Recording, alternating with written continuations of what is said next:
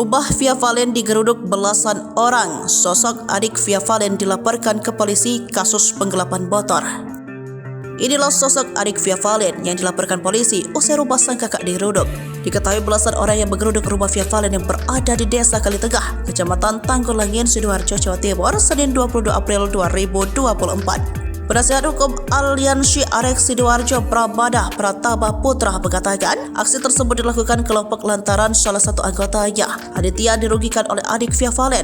Salah satu anggota Aliansi Arek Sidoarjo, Saudara Aditya, mengatakan motornya ke adiknya Via Valen RF, kata Pramada ketika dikonfirmasi melalui telepon Selasa 23 April 2024, dikutip dari Kompas.com. Pada saat itu, ia menggadaikan sepeda motor yang bermerek Honda Vario 2021 ke RF dengan nilai 3 juta Sabtu 13 Maret 2024 yang berjanji akan melunasi dalam tempo 2 bulan.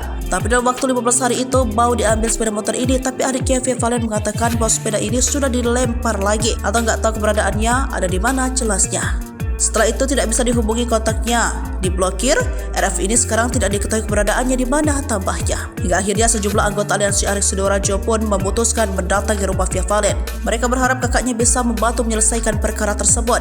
Terbaru polisi telah menerima laporan terkait perkara yang menyangkut adik pedangdut Via Valen RF. Akan tetapi pihaknya masih mengupayakan agar permasalahan dapat diselesaikan secara kekeluargaan.